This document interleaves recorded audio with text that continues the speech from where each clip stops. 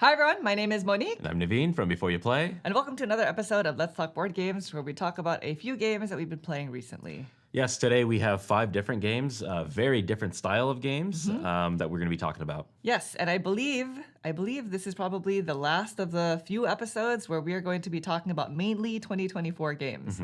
So if you're not familiar, the last few Let's Talk Board Games episodes, we've been really trying hard to play all of the games in our collection that were released last year, so that we can finally do like a full top 10. Yep.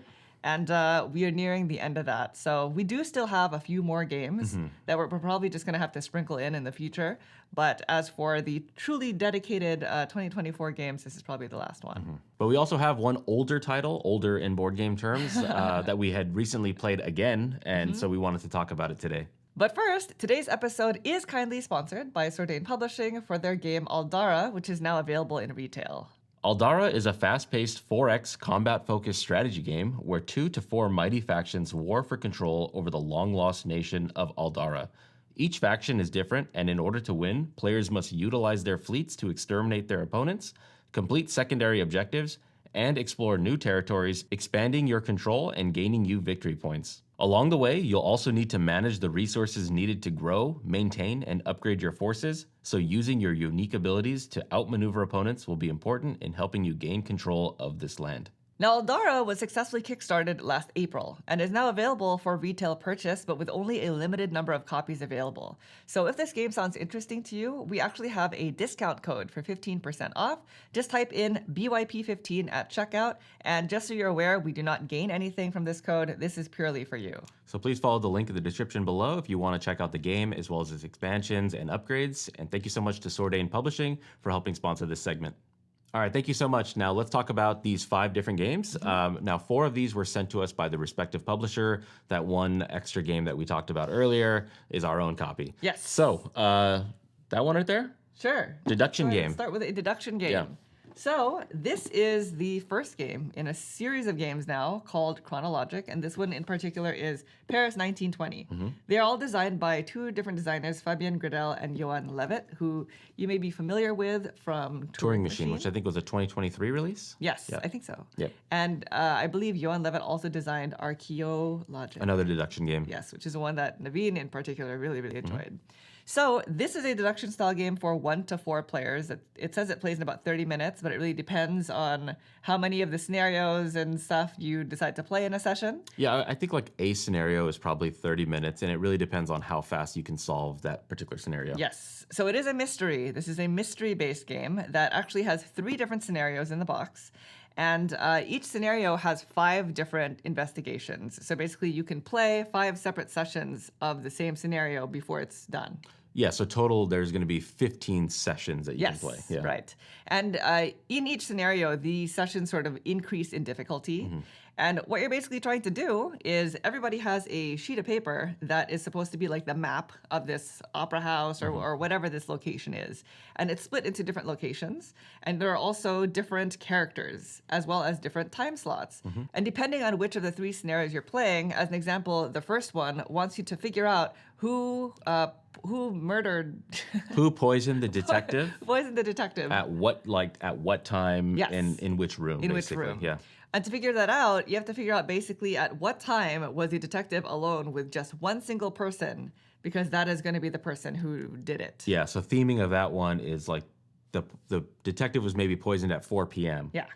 And he passed away later. It was like a long-acting poison. Yes, yes. So he's still going to be moving around. It's not like he was killed right then and there. Right, yeah. So he's still going to be taking actions in time slot 5 and 6. So you really have to figure out where was he alone, specifically just with one person, and at what time so you can solve the case. And in what room. And so the way that the actual game works is players are going to be taking turns choosing a location and then pairing it with either one of the characters or one of the time slots. And then when you sort of overlay it, very similar to Turing Machine. Similar to Turing Machine, there'll be an answer. It's going to give you information. It's going to give you your own private information that you don't share with anybody else, as well as shared information that you tell the entire group. Yeah, and so in that way, it's interactive. Sometimes deduction games is very head down. Archaeologic is one of those games that was very head down. Yeah. Turing Machine, it's like you're trying to answer the questions on your own. Yes, that's This true. one, it's just like I'm listening to Monique's turn because Yeah. she's going to give me valuable information. Unless I've seen this information because I've paired that combination. But Right. typically people you're trying to gather as much information as possible, so you Yeah. don't want to just repeat the same kind of a overlay. diverse amount of information as well. Yeah, so you're paying attention to other people's kind of what they're feeding back to you, so that way you can make an informed decision when it's your turn. Yes. What exactly you want to investigate. And it's going to be stuff like, for example, if you chose a location and a character, it's going to tell you how many times that character went to that location over the course of the entire evening. Yes, because one big rule in this game is nobody ever stays stagnant. So all the characters will be moving around. That's just a foundational rule in the game. And so based off of that, you're like, well, if the detective has visited the staircase twice, then that means he must have moved from here to there and then back. Maybe he double backed at some point. It's all going to be dependent on how you're just receiving and taking the notes of the information. Right. But it's also crucial information. And they for always you. move to adjacent rooms. That's essentially the game. You just take turns until you've solved the puzzle, and then you check the rulebook to see if you're right. Now, it does increase in difficulty because maybe in certain investigations, some of the characters won't appear in the starting setup, so Yep. you won't know actually which room they start in. The scenarios are going to be different in terms of what your goal is. So in that first scenario, as an example, you're trying to figure out who was alone with the detective. But as an example, for the second scenario, you're trying to figure out who the phantom is. So this is just going to be the person who was always alone. Yeah, like who's skulking in the corners, who's never alone with somebody else. So you really have to investigate. Like, okay, I know somebody was in the staircase 3 times. Definitely the phantom moved through there. So at what time did they vacate the staircase to allow the phantom to move in? And you have to really track, like, for all 6 hours, how long or who was alone that entire time. Right. So it's interesting because you always use the same sheets. Like it's always going to be the same layout. You always use the same characters, and all of the materials are used for all 3 different scenarios. Yep. It's just your goal, how you're using deduction is going to change. So I really, really loved it. I mean, we both really enjoy deduction games. It's probably not going to be for everyone, and it is a game that is exhaustible, right? Technically, but like, if we were to like replay first scenario a month from now, That's true. I wouldn't know that, like, we would- oh yeah, in scenario 2, it was him with the detective at 3:00. Yeah. You know, you can put it on the shelf. It's one of those games. Bring it off 6 months later. That's true. And then just There replay are it. five sessions per scenario. Yeah. Technically replayable, like Naveen said. Overall, I really, really liked it. I thought it was really hard in the beginning because you're really trying to figure out, like, how am I the race aspect, I think, plays a role Yeah. in a bit of that anxiety of, like, it kind of gives you a mental block of, like, You win figuring things you win out. the scenario for the first person to figure it out, basically. Yes. That's kind of like the game aspect of it, but it definitely has like a learning curve ramp up. But once you understand like how to do your investigations, I feel like it kind of it like grows with you Yeah. as you understand it. And then as the scenarios get harder, especially like in the very first the not the opera but the poisoning of the detective. The first couple scenarios, they tell you where everybody starts. Yes. And then all of a sudden, they're like, you have no idea where everybody starts. And that really changes things up. the investigation just from that one change alone. Because if you know that people have to move adjacent and you have no idea where they start, you know, you have to start investigating that very first time slot. So it kind of elongates the gameplay, but also it kind of opens up how much more investigation you have to do. So yeah, I also enjoyed it. We both really liked it. I've played it at 4 players before, several months ago, maybe almost a year ago. And then also with just Monique at the 2 players. And all player counts is great because you're getting constant flow of information. So I didn't feel like in a 4-player game it's slogged down. We were all kind of solving it all roughly around the same time within about a turn or 2 from each other.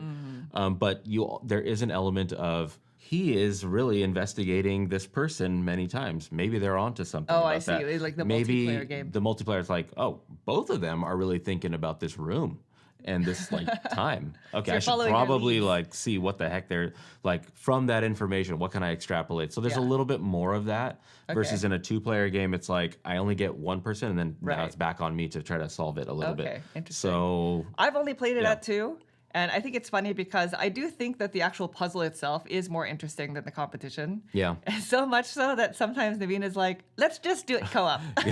yeah, What do you mean? You're You just wanna- going to solve it? Like, you just want to figure it yeah. out? We can just solve it. But I do think it's really fun. I think people who enjoy the overlaying system of Turing Machine will probably enjoy this as well because I think it does it a little bit better. Like, the card with Turing Machine, there's a bunch of cards. There's and a then lot you're just, to manage in There's a Turing lot to Machine. manage, Yeah. and you're just kind of solving your own mathematical. That's the head puzzle. down aspect that I'm talking about of Yeah. that game versus and like Archaeologic versus Yes. this one is like I'm like, Monique, what'd you get? Yeah. Oh, okay. It's more Perfect. interactive. Yep. It's more of like the clue style genre. I really enjoy games like that. Yeah. There's another game that is sort of similar but a lot more complicated called Awkward Guess, and it sort of had the same sort of feel to it Yeah, because that's you're tracking where the guests are moving around the map, Yeah. but less complicated. And I think it kind of hits a sweet spot in that regard. Yep. So there you go. That was Kronologic, Paris 1920. Now I know that there are at least 2 other ones. I think one is like a Mayan or like a Aztec. Yeah, different themed. themes. I don't remember the other one. though. Probably different locations and such. I think we have not one played per the year is other coming ones. out. One is coming out this year. Oh. And then one will be coming out next year, according to BGG.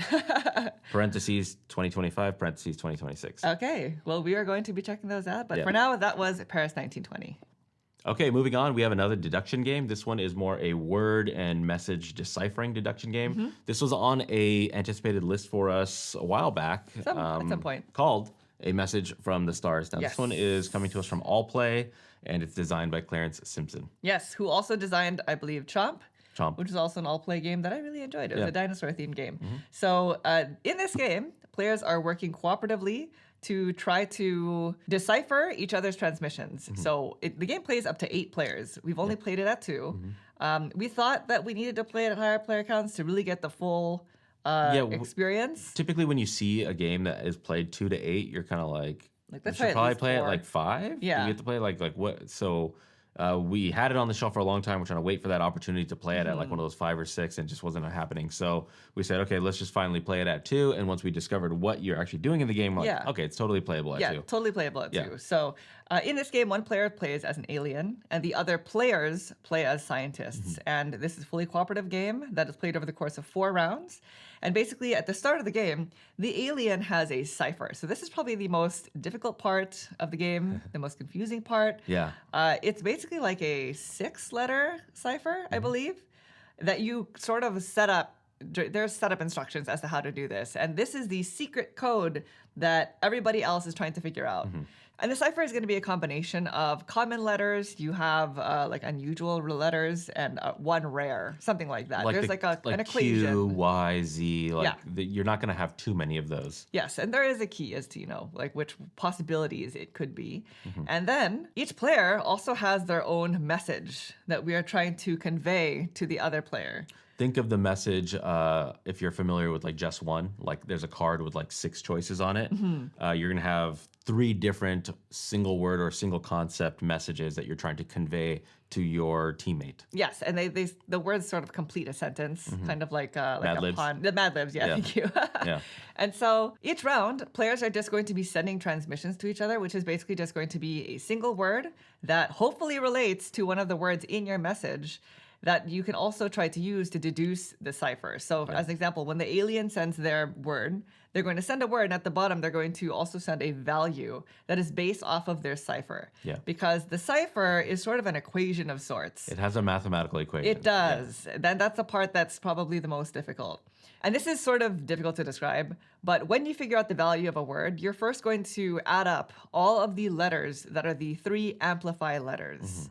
And then you're going to multiply them by 2 for each of the trust letters, which are the 2 next letters, I guess, in the cipher. And finally, there's only one letter that's considered to be the suspicion letter. And if that appears anywhere in the word, then the value becomes negative.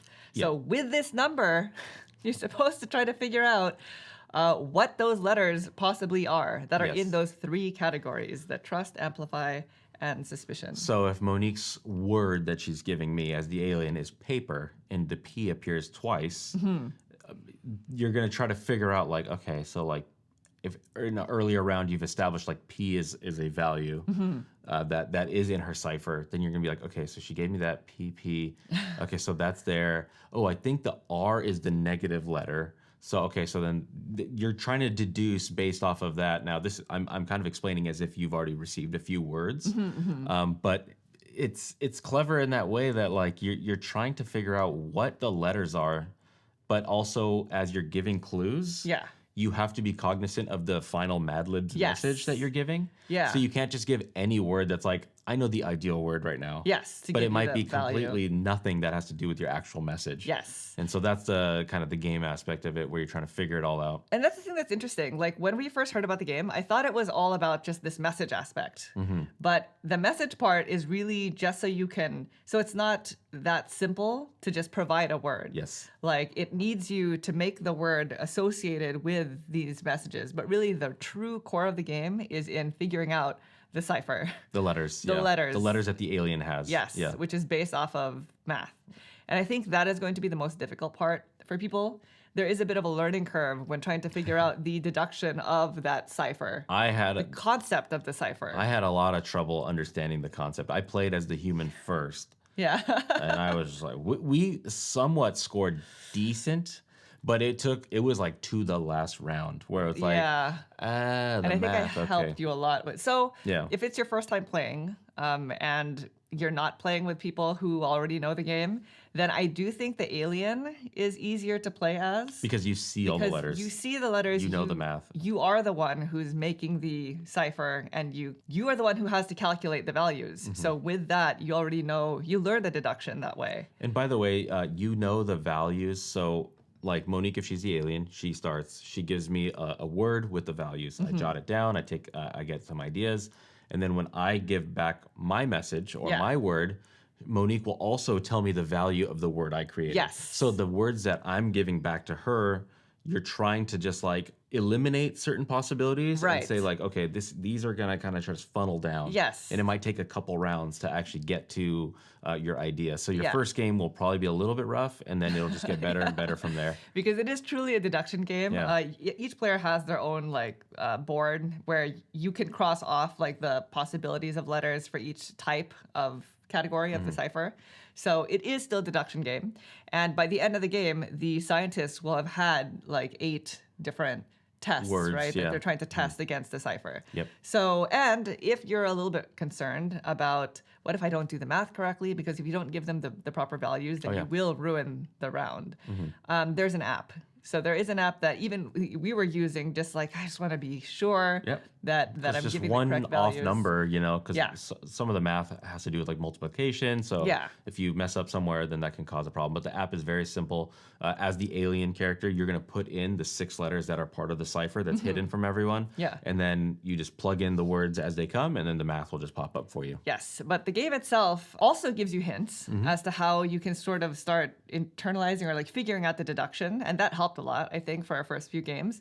But otherwise, like I said, it is difficult. There is a bit of a learning curve, but I really, really, really enjoyed it. I thought that it was very unique. Like the only other games that I think are kind of similar are like Decrypto. But Decrypto has no math to it. Like that's just the word association. That one is very part. like team, like social party. party game, almost, yeah. I can't see myself playing this game with more than 3. I think there's a team mode that maybe you can try like at higher player counts. I think what it is you could do it where like somebody's the alien. You're still, it's all technically co-op, but it's like our team of 2 or our team of 3 is competing to be faster than that team of 2 or 3. Oh, okay. So it's like we're technically racing almost like a la Kronologic, but in teams to try to decipher the code. Okay, that would be kind of cool. Yeah. Now for me, I really struggled with this one, the first player too. I really did, yeah. Yeah, I think there was a little bit of panic. There was a in the little air. panic. I was like, man, I think we were like in the last round, right, going into the last round before we were swapping information, and I was like, I got nothing here. And then something clicked, like at the very end. Using that negative word, the negative letter, is huge because then it could really help you kind of cut things out. And I believe the deck is designed when you're building the cipher, you'll never have repeating letters. Yeah, you won't. Yeah, so that it's would like be, a, that'd be so hard. Yeah, so like you'll never have like G be like in the positive, and also be in And the the negative. trust. Yeah. It's just one letter ever in the deck, so that helps you really trying to whittle things down. So I think it was really interesting to see Naveen's curve with the game, because in the beginning, the first 2 games that we played, it was almost like frustration, right? I was definitely frustrated because I was like, game. I know this is deduction. I know that I understand what you're doing with the math. I get the equation. But this is not. I'm not deducing. I'm not like. Yeah. But then after seeing 4 or getting into the 4th round, it's like, okay, Now with that information, I can go back and look at what I did and be like, oh, okay. And then we switched roles, and Naveen discovered that he was actually a very good alien. So I think that that helped a lot. There you go. But I think part of it also is that when you're playing a 2-player game, which, by the way, this plays very well at 2. It does, yeah. If you're the scientist and this is your first time playing, you don't have a partner to sort of ping. bounce ideas off of. So this deduction is like falls solely on your lap. And if this is like your first time, you've never kind of seen the cipher, you've never played as the alien, it's probably pretty difficult. I would suggest if you're going to play this at 2, and you like the idea of deduction, but you feel like you're not good at deduction games, play as the alien. And then once you see the flow of the game, then reverse roles at that point, because you'll be like, oh, okay, I see, I get kind of the way it is. That's the way we are. Monique is way better at deduction games, and I was playing as the human scientist. It was and kind so of it tough. took me like that, just kind of the gears to turn before I really understood it. But it's one of those games that I see on the shelf now. I'm like, I'd like to play that again. Yeah, he does does request it quite a lot. So anyway, like I said, this is not going to be for everyone, especially because of probably the math portion of it. But I really loved it. If you're really interested in deduction, then try this one out. It's quite unique. And that is A Message from the Stars. There you go. All right, moving on to the next game. This is another genre of gaming that we both love, which is trick-taking. So this is the smallest game of today's video. You've been wanting to play this one for a while. It's called Fishing. Fishing. Look how cute. I am enamored by the box art here. Always. This is a trick-taking game by Friedman Fries. So you may be familiar with Friedman Fries. He has designed a ton of games. Always Power with Grid, F and always with green. Always with green. Yeah. He also wears a green suit. If you see him at cons. See him at conventions, Awesome. yeah. Yep. And he's an interesting designer, I think, because he can design on the mathier side, but also on the more erratic, a more unique sort of. Yeah, if you're familiar areas. with Fuji Flush, that's one of his. Fuji Flush, Facenery. Facenery, which is that bird bird game. Yeah. So this is a trick-taking game for 3 to 5 players. So it was one that we had to play with higher player counts. And people this is one of those games where the reputation sort of preceded itself for us. People really raved about it. So we really, really wanted to try to play it because it was released last year. And basically, in this game, the game is played over the course of 8 rounds, and it's technically standard trick-taking. It's a must-follow game, there's a trump suit, but the kicker with the game is each round, the tricks that you win become your new draw pile to draw cards from for the next round. And it's kind of like skulking in that you're scoring every single round. So you're keeping track. So every card that you acquire by winning a trick is 1 point towards your final score. But there is an ocean deck in the middle of the table. That's the fishing aspect. That's the fishing aspect. That has increasingly stronger, I guess, types of cards that you will not start the game with. They're better cards of higher value than their predecessors, which is like the standard deck when you shuffle everything up and the first round send everything out. There is a deck of cards known as the Ocean that just have better quality cards that'll eventually get kind of put into cycle and into circulation. So as an example, the trump suit, none of them start in players' hands. All the trump cards are in this Ocean deck. Sometimes, I forgot what value the first round of cards go up to. I think they go up to 10. 10? Okay, but then some of the suits will go up to 13, 11, but 12, those higher 13, cards are in the Ocean deck. And so at the end of the first round, you'll score 1 point per card that you were able to win. And then all of the tricks that you won now get shuffled into your own draw deck. And so the thing is, if you win a lot of tricks in that first round, you're going to be drawing from those standard cards for the next round's hand. Yeah, so let's say round 1, everybody was dealt 9 cards. Round 2, you're supposed to be dealt 10 cards. I think it's still 9. I'll just make it up. Let's just make up a number. Let's just say it was 10 cards. Okay. And so let's say Monique had a really strong first round, and she acquired more than 10 cards by winning several tricks. Let's say she won 12 cards. Okay. Going into the next round, you're going to be playing 10 cards. So she created a deck already that encompasses the amount of cards going to the next round. But if I was a player who had weak cards and I didn't win too many tricks, let's say I only won 1 trick of 3 cards, then I get to draw the rest up, the next 7 cards from that Ocean deck. And so therefore my hand going into the next round is going to be strong. But Yes. as we play the game, and as it's a must-follow game, these cards are now going to get distributed into different decks, and Yeah. then people will kind of have different asymmetric decks going into the next round, and it basically just kind of cascades from that point forward. Yes, and the thing about it is not only does his deck get stronger, but it also becomes more unpredictable because you don't know the order in which players are going to be gaining those special cards. Sometimes maybe he'll gain a trump card, maybe he'll gain a buoy card. So in this game, there are also certain cards that give you certain effects that either come into play at the end of the trick or at the start of the next trick. And some of them are stuff like, well, I played this 0, which is going to lose me the trick, but before the winner takes all of the cards, I get to steal one. Yeah. And maybe I stole someone's 13. Or you stole a So- trump card. Yes. Yeah. And so there is a little bit of a redistribution of those powerful cards as well. But I think that is the heart and soul of the game. It's played over the course of 8 rounds, and every 2 rounds, you increase the number of cards that you're going to be playing that trick. So it does get a little bit longer. Right. But the whole point of it is you're not only fishing through the ocean stack, but when you play the tricks, because the types of cards become more varied and more interesting in people's hands, you also start fishing when you play the trick cards. Yep.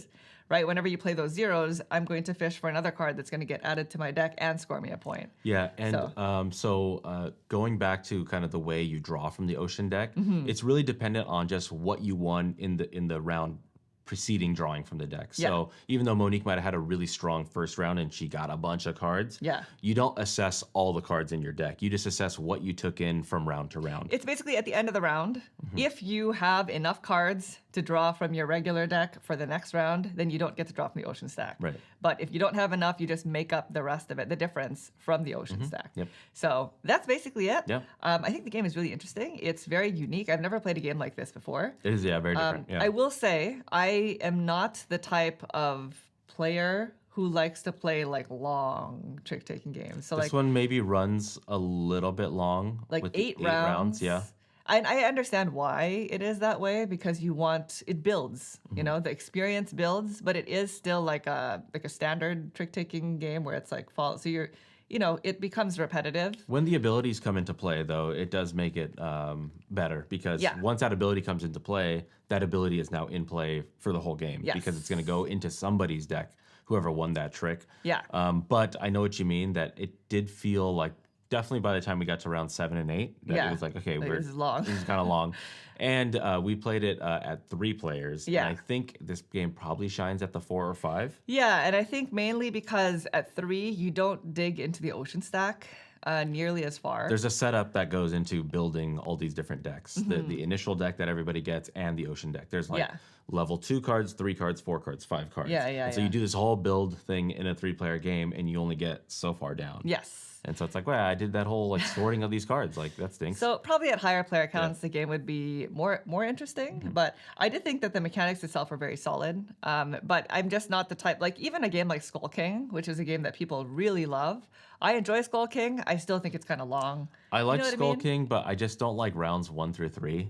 Oh, It's like let's just jump just into the round one card? 4. I kinda like yeah. round- Yeah. I do like the way that it sort of builds, but yeah. just any trick-taking game that's going to be like 8 rounds is going to fall into the same category Yeah. for me. I kind of like my trick-taking games like quick and easy. Yeah, this is definitely one that I would keep around though. Yeah. Because I am intrigued by it and I do want to play it more. But I do definitely want to figure out like what it's like at the higher player counts because Yeah. 3 was like I like what's going on Yeah, here. I can see what it's getting at. Yeah, but I feel like 4 and 5 is probably where you want to be. But yeah, that's it. Nice small little trick-taking card game called Fishing. Okay, next game we want to talk about. This is from Ryan Lockett and Red Raven Games. Yes. It's called Creature Caravan. Yeah. We were over the shoulder demoed this, I believe, at Gen Con last year or maybe Yeah. PAX Unplugged, one of the conventions. Gen Con, I think. Just quick 5-minute like elevator pitch on this game. So we finally got a chance to play it and we're gonna talk about it today. And this game also made one of our lists. I forgot which one. Something. Something. I think you were more intrigued by it because 'cause you're look more at the familiar. art. Yeah. Oh my gosh. I know, yeah. Very well done. I am a sucker for art of all sorts. Like This I is would very put nice. this on my wall. I Yeah. think Ryan Lockett is such a talented Very artist. good use of color. Yeah. Yes. So, Creature Caravan, is this your first Ryan Lochte. I don't have much experience with Ryan Lochte games because I think they're mostly narrative. Yeah, and I think that's part of because I have played quite a few. I played Above and Below, which is one of the earlier ones that really kind of put him on the map. Near and Far, Islebound, I played. I haven't played any of those. And there was like a 2-player only one that I played a long time ago. But Creature Caravan is probably one of the more different designs from the ones that I mentioned because, like Naveen was saying, a lot of his other games have some sort of narrative portion.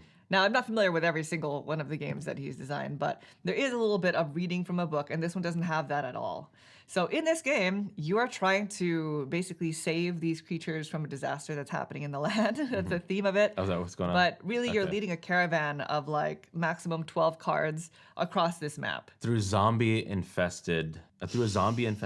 That's Ember Zombies. Ember Zombies. That's the disaster, these Ember Zombies. So you're doing this by rolling dice and assigning them to various actions that are on your player board as well as on the cards themselves as soon as you're able to get them played.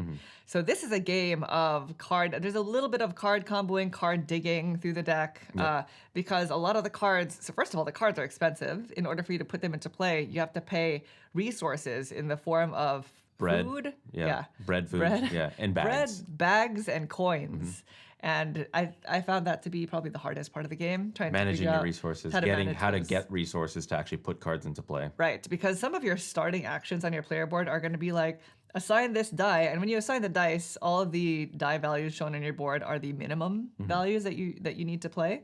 But some of those starting actions are going to be like gain 2 bread. Well, my card costs 10 bread. So, like, how am I going to get enough? I need to do something other than this just to get the bread. Yeah. Right. But you do figure it out eventually. There's also a market where you're going to be selling your bags and coins for bread. It'll also score you points at the end of the game.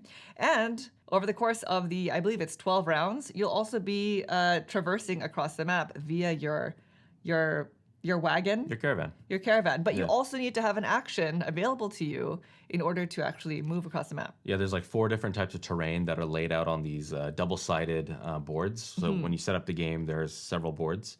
You can choose either any side just kind of randomly, and that is going to lay out the entire terrain of where you're trying to start and end up eventually. Yes. Because you have these 12 little camp meeples, and after you've moved and you stopped at the end of the round and allocated all your dice, taken all your actions, you're going to drop off one of your camps, and that'll signify one of the 12 rounds. Yes, and that's one of the things that you score for, actually. So you are trying to get as far as you can across this map, but depending on where you actually end a round is also what kind of benefit you gain. So there are features on the map. There are like treasure spaces. There are Ember Zombie spaces where you have to take an Ember Zombie token. Fight them off.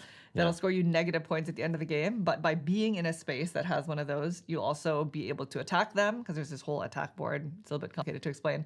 And then there are spaces that gain you fruit. You know, there's some features on the map. And some of the features will also sort of pertain to the cards that you're putting into play. And so besides the dice allocation aspect and the map part, I think the true heart and soul is the card play. Yeah. Because each you can have card, a max 12 cards. Yes. Yeah. Maximum 12 cards in your caravan. And each card will either give you some sort of ongoing benefit or maybe something that happens at the start of the round. Or typically they'll give you additional action spaces. And the other thing is each card is going to be worth a certain number of points at the end of the game. But a lot of them are like plus 4 more points if you are able to find this specific type of character and place them in your caravan. Yeah, it might be like when you put this card into play, it's worth 2 points at the end of the game. But it says like plus an extra 3 points if you can find 3 Crisarian. Yeah, 3 shy people also to go along with them. Yes, that's so true. like so when you're making your decisions, you're like, oh, this person's shy. That kind of coincides with that card wants me to score. Oh, and it opens up a spot to be able to go onto mountains. I don't really have any ways to get onto mountains. So, but it costs 7 bread. I need to find a way to get some bread. Yes. So that's kind of like, that's literally like your headspace and your thought process the whole way, all while trying to get as far east as possible. You're trying to just really move your caravan because I believe you score 1 point at the end of the game for every column you've passed or ended up on. So add 1 point at the end of the game for each unique space that you were able to place a camp. Because if you don't move in a round, then you just place a second camp where you already are. So the goal of the game is to really keep moving, fight off the zombies, go to the market, sell things if you need to, find cards that you want to put into play, and have them match up and with other cards of like type or desired kind Combos. of combos. Yeah. And then keep moving, dropping off your map, or not your map, your camps along the way, camps. and just get as far as possible to the edge of the board. And that's essentially the game. Now, without the card play aspect, I think everything would be just very standard, straightforward, mechanical that you've, nothing Seen, new kind of yeah. thing. It would kind of be just like a very simple game.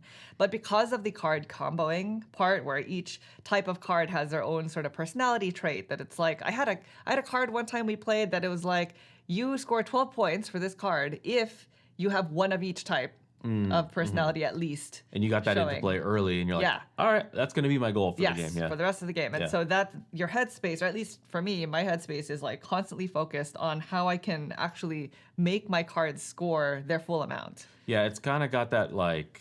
Now I know I've mentioned in the past I don't really enjoy this game, like kind of like Fantasy Realms in that sense. yeah, that, it has a like Fantasy this card Realms. is looking for these cards, and Yeah. like if you can pair them up, then you're really going to get some value at the end of the game. But I think you're going to score a lot more points by fighting off these Ember zombies, by actually getting as far east as possible to the very, very end, because you're basically scoring 1 point for as far as you go. Plus, if you get to the end tile, you get an extra 5 points. And then also what you do at the market. I do like the fact that the market has kind of like a timer on it. So if Monique was to go and sell 2 coins at the market, she puts her cube out there. And at the end of the round, that cube is going to drop down. And so it puts the pressure on me to be like, well, I have 2 coins. I guess I'm going to have to dedicate some time Yeah. to going to the market, because that's one of your action slots. I guess I have to dedicate one of my die there so that I can actually sell my 2 coins so I can get those points. Because Yes. if that coin drops into the scoring little section, The flag. then nobody is allowed to sell at that market. Yes. That market is tapped. It establishes a sort of a timer on it. So, like Davina was mentioning, it's not just about the card play. You sort of have to do it all, and that's how you can kind of score well. It's just the headspace is sort of, how do I make these combos? Yeah. The thing that's nice about the game is, even though we've only played it at 2, I imagine at higher player counts, it's still not going to be that bad in terms of time you're right. commitment, Yeah. because everything is done simultaneously. Yeah. So the entire round is played simultaneously. Everybody, and that's going to be for good or for bad. I don't know how people out there feel about simultaneous play, whether like, are you paying for stuff? Yeah. Are you cheating? You know what I mean? So it really just depends on your group. It's interesting because, like, in Earth, I didn't really like the semi-simultaneous play, but in this one, because it's such a lighthearted game, yeah. it feels fine. Yeah. You know what I mean?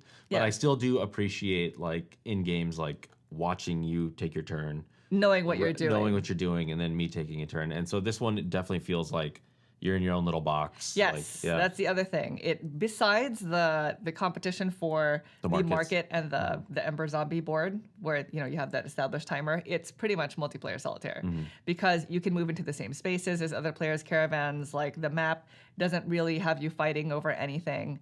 It's just those two. Yeah. And otherwise, the entire game, you're focused on your own caravan and your own, and everything is simultaneous play. So you don't even know what other players are really like doing. there's at no the turn. drafting element of the cards. Yeah. It's just you just draw from a deck and play them as you may.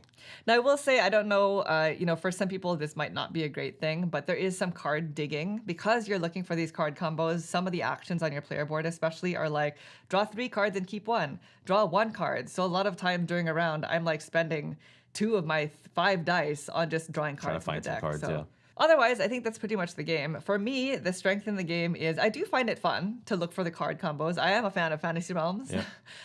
Everything else was like, okay, I felt like it was very supplementary to the card aspect of the game, but I'm a sucker for the art. I love Ryan Lawford's art style. The art is very, very nice. And I thought that it was really, really endearing in this one. All of the different cards are really fun to sort of discover, the different characters that are part of this world.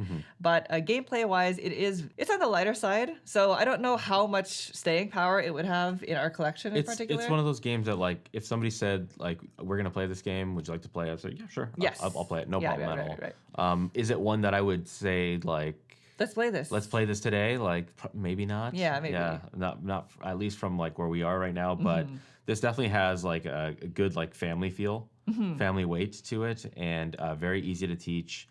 The biggest complication is probably just on matching up cards for people. Yeah. For like little kids, like sometimes just kids have trouble just holding 8 cards up. Oh, like kids? I Yeah. don't know. What is the Yeah. age? I don't know. What does it say? 8 and up, yeah. Yeah, I 8 guess and up, yeah. this is definitely a family-friendly game. It's not too complicated. And like the zombie fighting is just like a math equation. It's nothing. It's nothing. It's not like a terrorizing thing or anything. It's not too bad. And when I say that it's light, that doesn't necessarily mean it's a bad thing. Like sometimes you just want to play a lighter game. It's like we play a lot of games, obviously. So like it was kind of nice to like lay this out. You taught it to me within like 10 minutes. We're up and running. Rules overhead is very, very not too bad. Sometimes that's all you want. You're the like, rule I just want to play a 45-minute game. Yeah, and the rule book's only a couple of pages. Yeah. Like I thought that was actually a very positive thing for the game. So anyway, that is Creature Caravan. If you have any recommendations for us as to other Red Raven games to play, please let us know. Yep.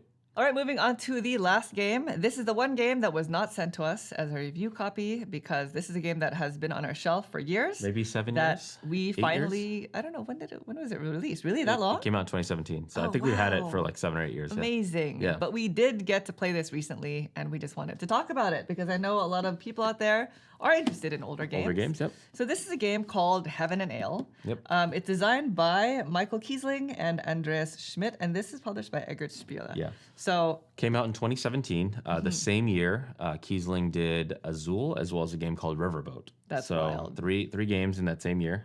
That was our very first Essen that we ever went to. And this is one of the games that was there. So in this game, you are beer brewing. The theme is not. It's Euro. This is your classic, 10 years ago Euro. Yeah. Like even though we played this again recently, I still had to like, what is the theme? What is the theme of this game? You're brewing beers with monks. This is a Euro style game where you are just trying to figure out how to score the most amount of points. Each player has their own player board and several different types of resources that you're trying to score in because they all start the game sort of scoring 0 points. Yes. The game plays up to 4 players, by the way. In the middle of the table, there is a rondel, and that is where the actual game takes place. Each round, and the number of rounds you play is dependent on the number of players, but each round you're going to be moving around the rondel, purchasing these tiles to place onto your player board because it is technically a tile-laying game. But your board is split into 2 areas, the light and the dark side. Sunny side where you get a lot of sunshine, and then like a shady side, a darker side. Yes. The darker side, I believe, is cheaper when placing tiles. You just pay the cost of the tile, of the whatever it says on the tile. If it's worth 2, then you pay 2 coins. These tiles are going to be the different resources, the like 4 or 5 different types of resources that are in the game. And whatever the depicted amount is, it's either from 1 all the way up to 5. You pay the cost that is depicted in the shady side. Or if you put it in the sunny side, you have to pay double the depicted cost. So if you're placing a 3, you're actually going to have to place or pay 6. Yes, and the reason why is because the dark side of your board, when you go to actually score the tile, it just gives you money. The other side of the board actually gains you points in whatever that resource is. And when you gain points, you actually move up the track. But at the end of the game, you're going to score points equal to whatever your lowest scoring resource is. So you're trying to figure out how to move all of your resource markers into the positive scoring area so that you can actually score something. In addition to that, everybody has a brewmaster, and that brewmaster, depending on where they end up, is also going to give you a multiplier on your points. Yeah, so you basically, at the very end of the game, after you've moved all your tokens and done all your conversions, you're going to multiply where your brewmaster is by where your lowest resource is, and that is going to be your score. There's a little bit more to the end of game scoring that'll sort of help you with that, but that is the basic concept of the end game score. Now, the problem is there are very limited number of times in the game where you can actually score your tiles. Because when you purchase your tiles and play them onto your player board, they do not score for you immediately. Right. So you either have to take one of the few opportunities around the rondel that actually allow you to score either all of the same type of tile, or you call out a number and you just score all of the same value. Yeah, so if I have a bunch of 4s that I've accumulated over the course of the game, and I go to a spot, I send my person on the rondel to a scoring section, I could say, all right, I'm calling all my 4s. So if I have like 3 4s in the shady section, then I'm going to get 3 times 4, 12 coins. If I have 2 4s in the sunny section, then whatever respective resource they are, they're going to move up the track into the scoring section 4 spaces. But now you can never score that certain criteria ever again for the rest of the game. Right. So maybe it's like, well, I really need my hops to move up. and I have a lot, and I'm collecting a lot of hops tiles, then I'm trying to wait for the opportune time to actually score the hops, because you can only score the hops once during the entire game. Yeah. And even those areas that allow you to score are in competition. You can't just take them whenever you want. It's a spot on the rondel. Yeah. And each spot can only be visited by one player per round. Yeah, there's also these monks that are also that you can also hire to kind of run your grounds, if you want to say, for a theme, I guess. Yeah. Whenever you score your monks, whatever tiles that they're surrounded, those are going to reactivate. Yes. So if the monk is touching something that's in the sunny section, then you're going to move up the respective track on that particular resource. Or if they're touching something that's in the shade section, then you're going to get the amount of money depending on what's depicted on the tile itself. Yes. So there might, like, at first when we replayed this game, I'm like, wait, why would you ever put something in the shady section if you're just going to get the money back? Why would you pay 2 to get back 2? But that can score multiple times throughout the game. So you make it a 3x multiplier on it. And money is super tight. You don't gain income from round to round. You just need to you start with a bunch of money, and you just have to figure out how to manage your money wisely to purchase these tiles. There's also an element of completely encircling, like I forgot what the term is, like a village or something. A field or something. Yeah. And depending on what the actual values of all the different chits that surround it, you're going to the sum of it, you're going to place a certain type of lodge or like cabin, a field on it, whatever it is. And depending on the value, you're going to be able to re-ping and rescore some of the things that are touching it. So. And that is also one of the main ways in which the brewmaster moves up. Yep. Because the lower the value of the sum of the tiles around it, the more spaces your brewmaster can go up, and you really want your brewmaster to progress up your track. It's your multiplier, so you need him to get as far as possible. Yeah, it's tough. Those are the three main ways of scoring, and it's all about like timing. Like you're trying to figure out like, oh, what is the value? Which tile should I get? You're in competition on the rondel over. I really want to hire that monk. Is Naveen going to take it first? This is not a rondel system where the person in the back goes next. This is everybody just takes a turn. So you can technically go as far as you want, but you're just only going to be able to take as many actions as you have space in front of you that are available. And fortunately, in its Euro-style ways, I guess, there are also these objectives. And so I think that is how you score the majority of your points. I think so, yeah. It's going to be like whoever is able to completely fill one entire side of their player board, then you are eligible for one of these objectives. And it'll score you like 4 points. Part of your decision-making as you pick up different tiles. Where are you going to place them? Can you get them surrounded? Can they surround one of those fields? Can you actually score the objectives that are out on the board? And you also have the opportunity to place one of 5 cards that are in your hand. Yes. So when you go to score a criteria, there's like these little brackets. And if you're able to score like a pairing, then you can play a card from your hand that just kind of helps your engine kind of move a little bit. It sounds probably more complicated than it is. Like another reason why I really, really like the game is because the rules overhead is not too bad for a Euro game, but the game is hard. Like when you're playing it, you're really locked in and you're like, how am I going to score positively? Yeah. Because this hops, I don't have enough hops on my board to move my hops forward. Like it's a really hard puzzle. Every round, so there's like a face down set of chits or tokens. And at the start of the round, that's where like you place them out. So maybe you're like, next round, I really need some water. Yes. And you're going third and you see a really good water coming out and everybody else needs water.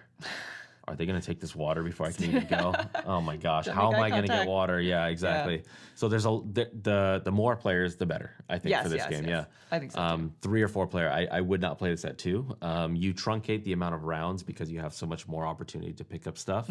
But I think the competition over the tiles creates some of that interaction in the drama. Yeah, it's such a multi-layered game. It makes it very fascinating. Like the puzzle of trying to move up your resources while also competing for the tiles that you want, and then you're also competing for these objectives. But it's really interesting, and I just feel like it's so rare to play a game like this. It was a lot of fun. That's why we're like, we should probably bring like light on this game, just in case if people got into the hobby, 2020, 2021. Right. And they haven't like really re-explored some games from like the mid 2010s. Yes. The feel of games have sort of been shifting, Yeah. and it's really nice to find games like this again. Like this has been on our shelf for a while, and we don't get to play it that often. But when we do, it's like, It's like, wow, that you is remember why you love it so much. Yeah. it's a different sort of design. And I don't know, we just had a really, really good time with it again. So we wanted to share it with all of you and see how you feel. If you played this game before, let us know your thoughts, because we were really like, wow, this is tough. Yeah. It's a hard game. Again, if your group is really only 2 people, you and somebody else, I don't really recommend it. Yeah. But if you can play regularly 3 and 4, and you can find a copy of this game, I highly recommend it. Yeah, give it a try. So that is Heaven and Ale. There you go. And there you have it. Those were 5 different games that we wanted to talk about today, 4 of which came out in 2024 and 1 older title. Yep. So like we were mentioning at the start of the video, this is probably the last of the 2024 only release Let's Talk Board Games episodes. Yeah, we'll try to play more. We do have a few more, but I think we have like 4 more games or something. Like we Yeah. did a pretty good job getting through. Try to get as many as the possible. list. Yeah. And when we do play them, we'll sprinkle them in. But next stop is going to be that top 10 of 2024. That's the goal, yeah. That is the goal.